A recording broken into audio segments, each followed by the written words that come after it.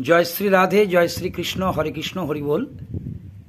आज আমরা শ্রী শ্রী নিতাই গো রাধারমণ সেবাশ্রমে এসেছে আমার খুব স্নেহধন্য, আশীর্বাদ ধন্য, যাই বলবেন, পুত্র সম কৌস্তব বল্লভ শাস্ত্রী।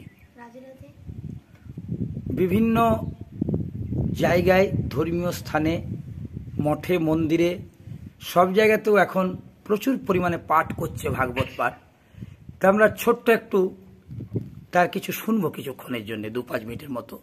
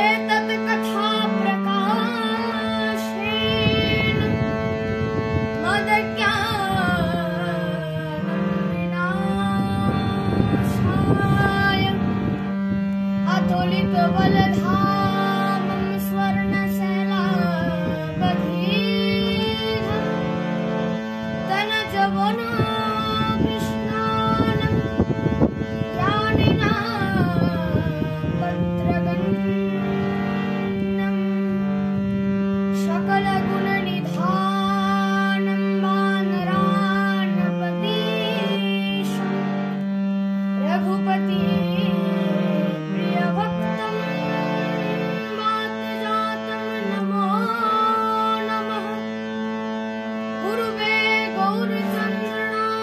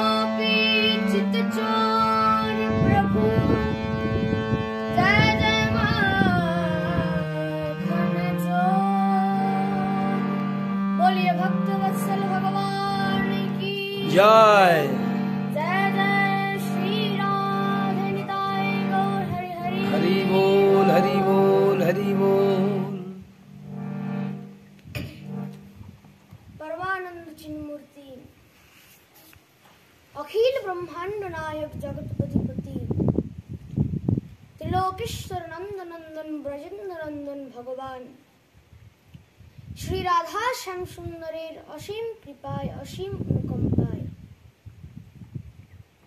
আমরা সমস্ত শালতোড়বাসী এবং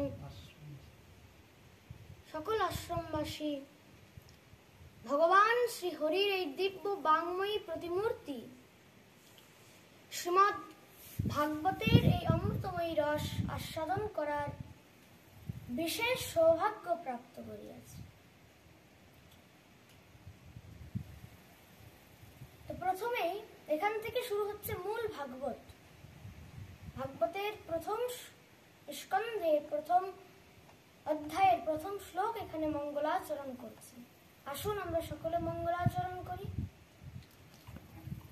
জন্মদস্য তন্ময়াদিতরত নিশ্চার্থে স্বভিজ্ঞ স্বরাট তেন ব্রহ্ম হৃদয়াদি কময়ে মুহ্যন্তি যত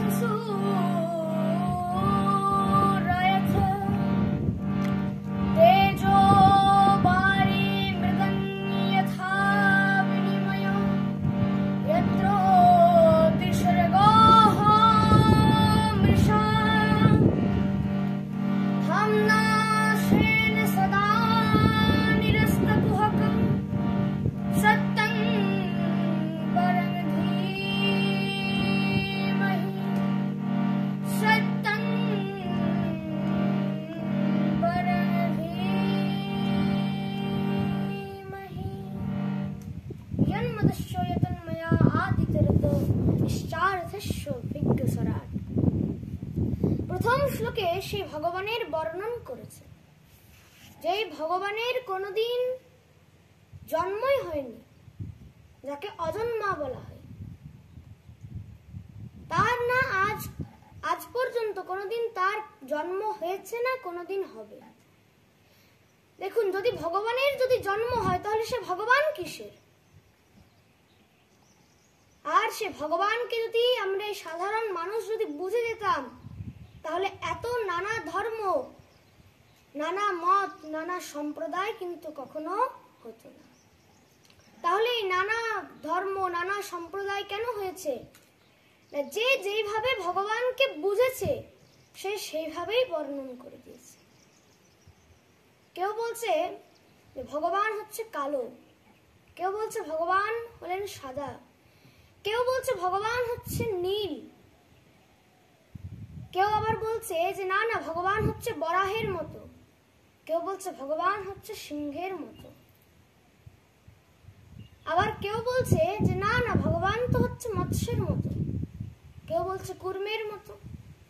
তো যার যেমন মনের ভাব রয়েছে সে সেইভাবেই ভগবানকে বর্ণন করে। হরি বল, হরি বল, হরি বল। তো সেই ভগবানকে বেশি বুঝতে যেও না, তাহলে কি হবে? তখন মাথা হ্যাং হয়ে যাবে, মাথা কাজ করা বন্ধ করে দেয়। এইটুকুখানি একটা আমাদের বুদ্ধি, তার মধ্যে বেশি থেকে বেশি কতটা বুদ্ধি হতে পারে? এইটুকু আমাদের একটা মস্তিষ্কের মধ্যে কতটা বুদ্ধি হতে পারে, কতটা মেমোরি হতে পারে? যেমন মোবাইলের যে এরকম মেমোরি হয়, আমাদের কতটা মেমোরি হবে? 100 GB, 200 GB, 250 GB, 1000 GB, 2000 GB. আপনি কতজনের ফোন নাম্বার মনে রাখতে পারবেন? 100 জন, 200 জন, 500 জন। কতজনের আপনি নাম মনে রাখতে পারবেন? 50 জন, 100 জন, 500 জন, 1000 জন। তার বেশি পারবেন না, একটা লিমিট আছে তো। যদি বেশি মস্তিষ্কের মধ্যে, মাথার মধ্যে যদি বেশি লোড দিয়ে দাও তাহলে কি হবে? যদি মাথার মধ্যে যদি ওভারলোড হয়ে যায় তখন মাথা কিন্তু কাজ করা বন্ধ করে দেবে। রাধে রাধে। আর সেই ভগবানকে যদি বুঝতে যাও তাহলে তো পাগল হয়ে যাবে। তার জন্য দেখবে ভগবানকে যারা বেশি বুঝতে গিয়েছে তারাই কিন্তু পাগল হয়ে গেছে, ভ্রম উৎপন্ন হয়, ভ্রমিত হয়ে যায় মানুষ। তো বলছে তাহলে ভগবানকে কি করে বুঝবো? বলছে যতটা আমাদের মস্তিষ্কের মধ্যে ক্যাপাসিটি রয়েছে। তা ক্যাপাসিটি কত দূর না যতদূর শাস্ত্র বলছে। আর শাস্ত্র বলছে ভগবানকে একমাত্র সত্যের মধ্যে দর্শন করো। বলছে সত্যং পরম ধীমহি। তুমি সত্যকে ধরে রেখেছো মানে তুমি ভগবানকে ধরে রেখেছো। আর এই সনাতন ধর্ম, এই হিন্দু ধর্মই কিন্তু হচ্ছে একটা এমন ধর্ম যে ধর্ম বলছে যে একমাত্র সত্যকে ধরে থাকো। হরি বল, হরি বল। ধরে থাকো সত্যকে। সত্যং পরম ধীমহি। তুমি সত্যকে ধরে রেখেছো মানে তুমি স্বয়ং ভগবানকে ধরে রেখেছো। যেখানে সত্য রয়েছে সেখানেই ভগবান রয়েছে। তো প্রথম শ্লোকেই সেই ভগবানের বর্ণন করা হয়েছে যে ভগবানকে মানুষ আজ পর্যন্ত বুঝতেই পারেনি। সেই ভাগবতের বর্ণন করা হয়েছে। বলছে নিগম কল্পতরোর গলিতং ফলং সুকুমুখাদমৃত দ্রব সংযুতম পিবত ভাগবতং রসমালয়ং মুহুরহো রসিকা ভুবি ভাবুকঃ। বলছে নিগম, নিগম মানে হচ্ছে বেদ। নিগম রূপী কল্প বৃক্ষের মধ্যে যে পাকা ফল সেটাই হচ্ছে কিন্তু এই ভাগবত। রাধে। এবং আমরা যে ফল খাই, যেমন আম খাই বা যে কোনো ফল খাই, তো তার মধ্যে কিন্তু যে কোনো কিছু ত্যায্য বস্তু থাকে। খোসা চাই আটি কিছু একটা ত্যায্য বস্তু থাকে, কিন্তু এই ভাগবত রূপী ফলের মধ্যে কোনো ত্যায্য বস্তু থাকে না। আর শাস্ত্র বলছে যতদিন জীব এই মর্তধামের মধ্যে রয়েছে, তো ভাগবত কিন্তু একমাত্র এখানেই সুলভ রয়েছে। তার জন্য যতদিন জীবন রয়েছে ততদিন বলছে মুহুরহ রসিকা ভুবি ভাবুকঃ, মানে ততদিন পর্যন্ত এই ভাগবতের অমৃতময় রসকে আস্বাদন করে যেতে বলছে। এই হচ্ছে ভাগবত। আর শাস্ত্র বলছে শুধু মুহুরহ রসিকা ভুবি ভাবুক, মানে বারবার এই ভাগবত শ্রবণ করতে থাকো। কেন না বড় বড় ঋষিমুনিগণ, ঋষিমুনি তো ছাড়ো সনকাদিগণ পর্যন্ত তারাও কিন্তু 24 ঘন্টা এই ভাগবতের মধ্যেই লেগে রয়েছে। 4 ভাই তো, সনক, সনন্দন, সনাতন এবং সনত কুমার। এক ভাই বসে বসে ভাগবত পাঠ করে এবং 3 ভাই বসে বসে শ্রবণ করে। বাহ। এটাই হচ্ছে বৈষ্ণবের লক্ষ্য। একবার কি হয়েছে, সেই 4 ভাই সনক, সনন্দন, সনাতন, সনত কুমার, সেই সনকাদি ঋষি একবার অলকানন্দ তটের ওপর একবার সৎসঙ্গ করছিলেন। সেখানে বসে বসে ভাগবত শ্রবণ করছিলেন। এবার পাশ দিয়ে সে অলকানন্দ তট হয়েই নন্দীর ওপর দেবাদিদেব মহাদেব এবং মা পার্বতী তার পাশ দিয়ে যাচ্ছিলেন। তো কি হয়েছে, যখন মা পার্বতী দেখলেন এই 4 জন একবার ফিরেও তাকালো না, দেবাদিদেব মহাদেবকে দেখলে তো স্বয়ং ব্রহ্মা বিষ্ণু সবাই পর্যন্ত প্রণাম করে, আর এই 4 জন এমন কি যে একবার ফিরেও তাকালো না। তখন মা পার্বতীর অনেক ক্রোধ আসলো এবং সেই 4 জন ঋষিকুমারকে অভিশাপ দিয়ে দিলেন। আরে যাও, তোমরা উটের মতো বসে রয়েছো, তোমাদেরকে অভিশাপ দিচ্ছি, তোমরা উট হয়ে যাবে। হরি বল। অভিশাপ দিয়ে চলে গেছে। এবার দেখুন, দেবাদিদেব মহাদেব কিন্তু কিছু বলেননি। দেবাদিদেব মহাদেব শুধু চিন্তা করলেন, শুধু হেসে হেসে চলে গেলেন। কেন? যে দেবাদিদেব মহাদেব নিজের মনের মধ্যে বিচার করছেন যে দেখো, জবাব কিন্তু আমাকে দিতে হবে না, তাহলে না, বলছে জবাব সময় দেবে। ঠিক।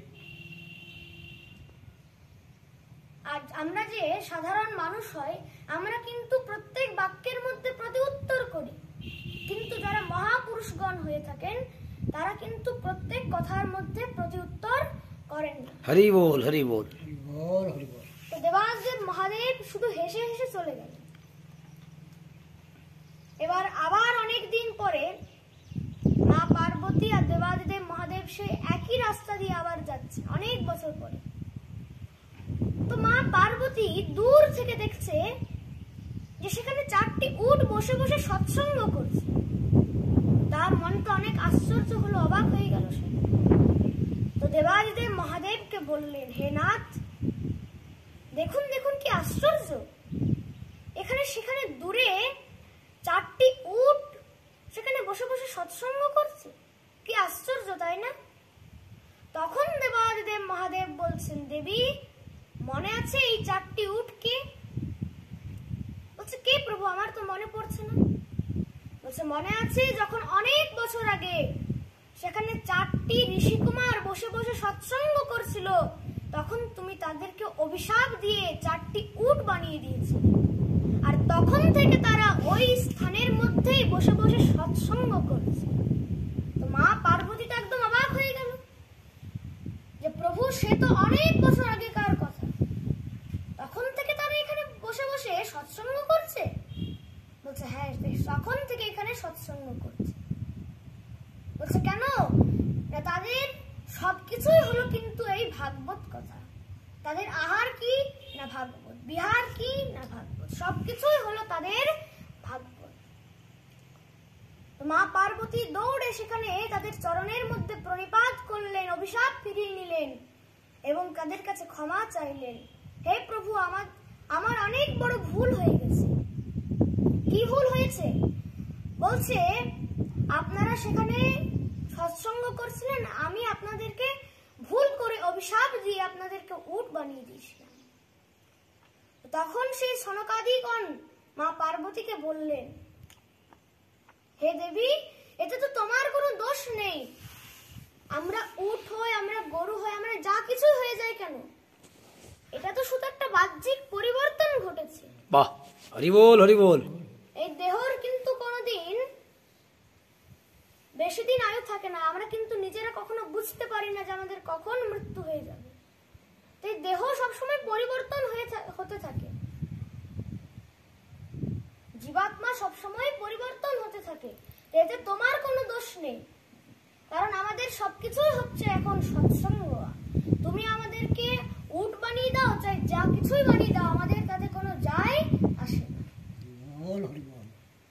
তার জন্য সংসারের মধ্যে যা কিছুই করবেন, সঙ্গে সঙ্গে কিন্তু ভগবানের নামকে নিয়েই সবকিছু করবেন। তার জন্য সদা সিদ্ধা শ্রীমদ ভাগবতী কথা। প্রেম সে বলো রাধে রাধে রাধে।